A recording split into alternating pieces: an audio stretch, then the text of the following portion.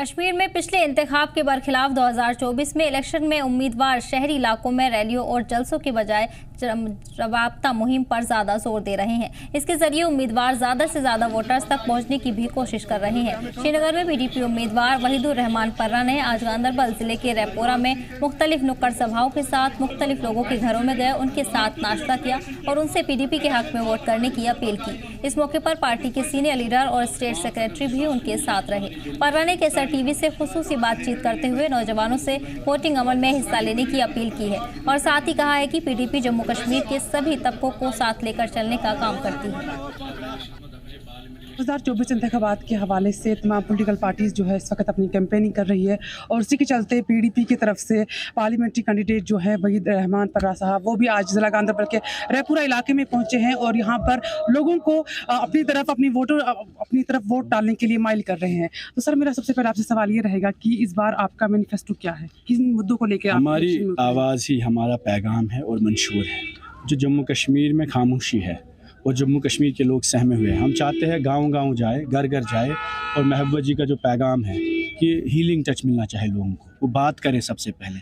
जब हम बात करेंगे तभी बाकी मुद्दों पे बात होगी, इलेक्शन पे, स्टेटहुड पे, 370 पे, नौजवानों पे, बेरोज़गारी पे। ये सब मसले तब उठेंगे जब कश्मीर की आवाम पहले खुली हवा में चैन से सांस ले सके। अभी आपके सामने तमाम तर पॉलिटिकल पार्टीज़ हैं जो कि इमर्ज हुई हैं। पहले एनसी के साथ आपका मुकाबला रहता था, लेकिन अभी अपनी पार्टी भी है, तो कितना चैलेंजिंग रहने वाला है? चैलेंजिंग है, बट हमारे अलायंस और हमारे जो हम कोशिश कर रहे हैं वो लोगों के साथ है। हमें उम्मीद है कि कश्मीर की आवाम हमारा एतमाद देगी, हमें सपोर्ट करेगी, क्योंकि पीडीपी वाहिद एक ऐसी जमात है जो मुसलसल लोगों की बात कर रही है। हमसे भी गलतियां होंगी, अपनी आवाम से माफ़ी भी मांग सकते हैं, उसमें कोई हर्ज नहीं है। लेकिन हमने हर मोड़ पे, हर वक्त, चाहे हम हुकूमत में थे चाहे अपोजिशन में थे, खासकर महबूबा जी ने हर वक्त लोगों की बात की है। अगर हम देखें कुछ साल पहले जो कि महबूबा मुफ्ती की तरफ से जो भी बयानात आए, लोगों के साथ तो काफ़ी ठेस पहुंची, साथ में बीजेपी के साथ कोलिशन, लोगों में कहीं ना कहीं नाराज़गी थी। आज आप जब लोगों के बीच आते हैं, क्या लगता है वो नाराज़गी? मुझे लगता है लोगों को पता है कि उनका जो गर्ज है, इंटेंशन है, वो यहाँ के नौजवान को बचाने का है, उसको दिफा, तहफ़्फ़ुज़ और उम्मीद देने का है। कहीं ना कहीं वो ज़मीन पे हमें रिफ्लेक्ट होता है। हम कोशिश करेंगे, लोगों से बात करेंगे, मिलते रहेंगे उनसे, और अगर कहीं नाराज़गी भी है उसके लिए हम माफ़ी भी मांगते हैं अपने लोगों से। अभी आप अपने खिताब में कह रहे थे कि तमाम जो भी नई इमर्ज पॉलिटिकल पार्टीज़ हुई हैं वो कश्मीर के एतमाद के साथ खेल रही है, लेकिन क्या पीडीपी ने अपने वक्त में ऐसा नहीं किया? हमने एजेंडा ऑफ अलायंस में कश्मीर के लोगों की बात की, पॉलिटिकल प्रोसेस की बात की, रिकन्सिलेशन की, डायलॉग की।